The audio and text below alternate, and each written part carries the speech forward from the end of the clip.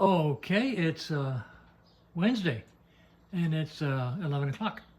I'm going to take this cute little Triumph 500 and put it on the bench and do a whole bunch of minor fixes.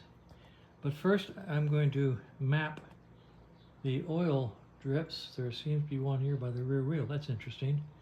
That might be traveling down the chain. We'll take a look. And then over there, right under the center, there seems to be a good leak, or a couple maybe. Looking from this side, it's interesting to map it. Not exactly sure where. Anyway, that's going to be one of the things we're addressing. So I thought I'd take a look and see if I can get a hint where it's coming from before I move the bike. Okay, so I'm going to get this bike up on the lift, and I've got a whole list of small adjustments to be made. All right, so whoever put this bike together did good work. I mean, it really is nicely put together. That's a center stand for a bike with low stock exhaust system. Put these high pipes on them, they're really pretty. Nice paint job. Almost patina paint job. I like that a lot. Looks nice, well done. It's interesting that I looked at the bike and I looked at some things on it, and I looked under here at some of the electrical, and I said, that looks like my work. Like maybe I've worked on this bike in the past. But I don't think so. I went through my files and couldn't find a 68 Triumph of this description, so maybe not. Anyway, it's well put together. The oil leaks may all be from these wire lines here, because there's a lot of external oil there. You see that? So they may just be leaking down and hitting the floor and going various and sundry places. That's where I'll start with these lines. Let's see, what else did we say?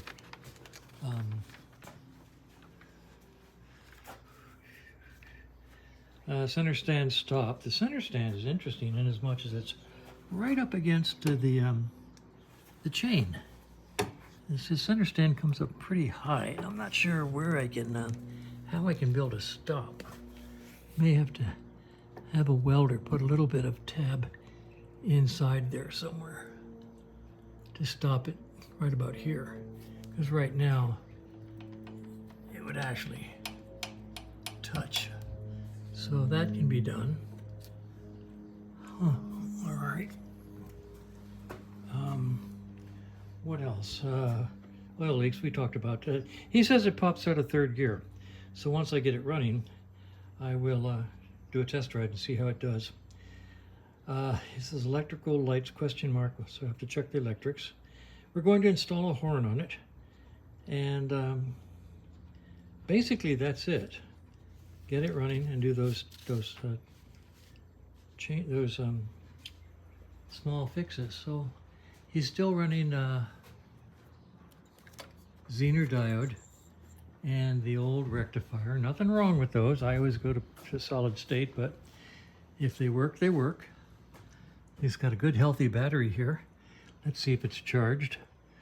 And I'm going to run this vent tube differently. That vent tube was a bad design when they designed it back in the 1960s, and it has not improved with age. What I'm going to do is vent this cap. I'll show you how. Over here I happen to have done it already to this Norton. I vent the cap.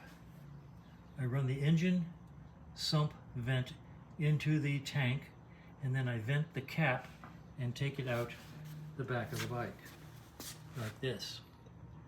And that works really well. I've done that for a dozen bikes over the years.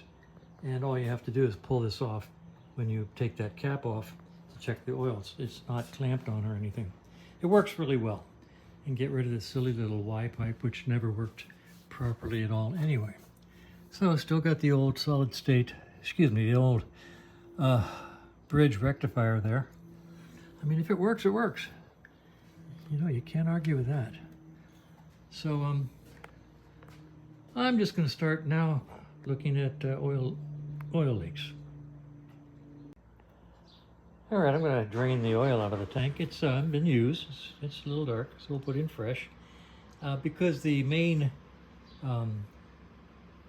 oil junction is loose, and it was leaking from there going into the engine.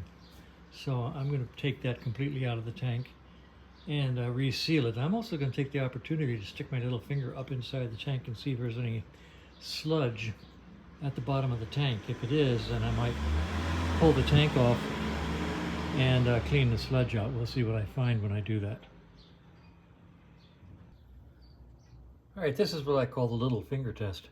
I was able to get my finger up inside the opening where this filtered goes out was mounted, and there's nothing in the bottom of that. Nothing worth going after. No deep sludge, so I'm going to leave it.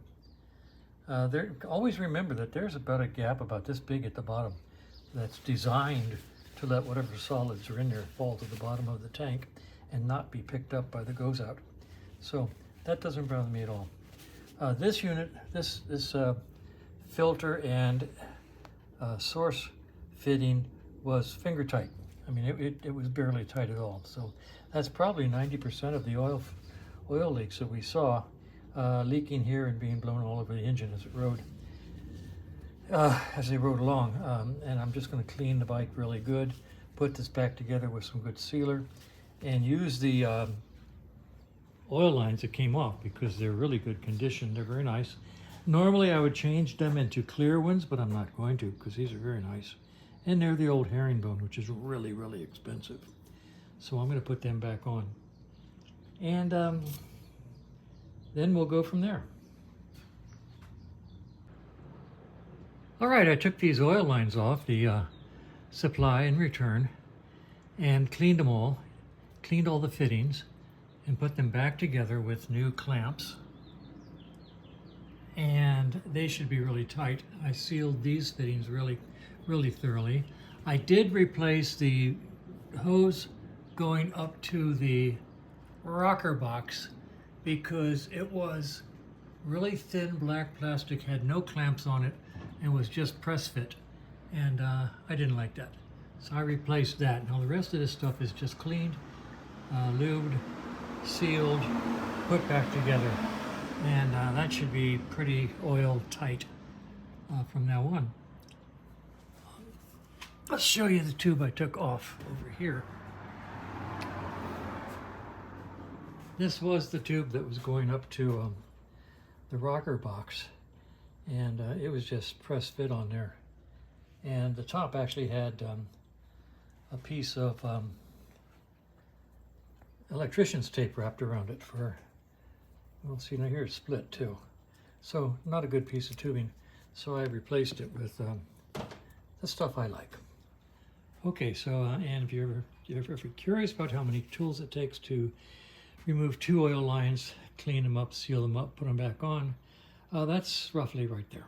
So it's just your basic 5-minute job. And it's 20 to 1.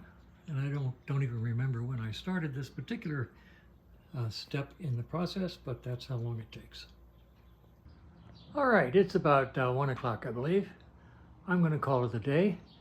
My lady friend wants to go to Costco, ergo ipso facto, we will go to Costco. I have, like I say, taken these oil lines off, cleaned them and replaced them and retightened them, run a new one up to the rocker boxes, and then I gave the bike an S100 wash down, spray on S100, clean it off with clear cold water. It does a wonderful job. I sprayed all of this area where the oil might have traveled, and so I will let it dry and watch it tomorrow to see if any oil leaks show up. I put my finger up inside the skid plate, and there's no oil on the inside of the skid plate, meaning that the sump plug is probably not leaking. Now, I will drop that skid plate and check the underside of the engine and actually drain the sump before I put oil in this bike. But that's just for the heck of it. That's just me. I want the sump emptied, and then I want to put 4 or 5 or 6 ounces of oil into the sump before we do the first start. We'll do it through that sump locking access, flywheel locking access plug right there. So anyway, the bike has one major step complete. We've checked out the oil leaks, and I think probably found the primary problem of all the oil coming out of this bike. We'll know after it sits overnight, and then we'll know after we start the engine. But anyway, these lines are much more secure now, and the bike's looking good. Good day's work. All right, I'm going to show you something I do to Triumphs and occasional Nortons regularly. They had a sump vent that comes out the bottom of the early model bikes before they moved it up to the primary, okay? The sump vented out the bottom of the engine up in front of the front sprocket. It was very difficult to get to. But anyway, they ran a sump vent up the bike, up the center, and then they put a Y-shaped fitting in here. One leg of the Y came up here to the tank, the other leg of the Y went out the back end of the bike to vent out the excess sump pressure. Well, the problem was the Y didn't know that it was supposed to separate oil and send it up here to the tank and send the resulting air out the back end of the bike. So what you got out of the back end of the bike was sort of a mist of oil and air. It was a bad design. It didn't get better with age. So what I like to do is I take that Y fitting and I cut it into 3 pieces. And I use one piece right here, the bent piece, and I run it up into the oil tank. Now this is an air-oil separator. It's got some sort of gauze in there. That slows it down. The oil stays in here, drips down into the tank. And the air goes into the tank and comes out the new vent, which I installed in the cap of the oil tank. This is another piece of the Y fitting. So to check your oil, you simply do this and take the cap off. Okay, so it's not difficult, and it doesn't affect anything, and it lets you vent the air out the tail end of the bike just fine. Thank you very much. Okay, so don't panic. It works. This is not a new idea. This is not a new invention. This is not a new philosophy. I've been doing this for years. I can't begin to tell you how many bikes. Matter of fact, if we walk right over here onto the yonder yellow bike, this early Norton didn't have a vent either. And so I built one out of a fitting on this bike. Brass fitting into the tube, into the oil tank top to vent the pressure air out the back end of the bike. So it works. It works. Don't panic. Please don't tell me it doesn't work or it's dangerous or it's going to blow up the engine. It isn't. It doesn't. It won't. Okay. So anyway, I resealed the oil lines, closed up the tank. I put 2 quarts of oil in it. That's enough for the first start. I built this venting system, and that's all we're going to do for today. I'm just out here messing around because I'm bored. Now I'm going to show you something else. This is another bike where I took 35 amp fuses out of the fuse holder. 35 amps is not what you want. You want 10 amps at most. Okay, not 35 amps, no matter what the manual says. The manual says 35 Lucas amps, not 35 amps, 35 Lucas amps. 35 Lucas amps are roughly 15 American amps, and all they really need is 10 amps. The 10 amps will run the whole bike just fine. Thank you very much. So please check your bikes. If you have a 35 amp fuse, take them out and put in 10 amps. Okay, because basically you'll burn up your whole bike before that 35 amp fuse will blow. Okay, that's where a 35 amp fuse is bigger than most of the wires on these bikes. That's an exaggeration, but you don't need a 35 amp fuse. You need a 10 amp fuse And I'm going to put a 10 amp fuse in here and a spare 10 amp fuse right next to it. So that's the way it is. Now this is just a slip-on, you saw that. And if it proves that there's a little oil dripping here, we can put a clamp around it. But I never had a problem with it. And like I say, I've done probably a dozen, 15 bikes or more over the years with absolutely no ill effects whatsoever. So that's the end of the day. It is, oh my gosh, 6, what is it? 10 after 6. So I'm going to call it a day. Go watch the news.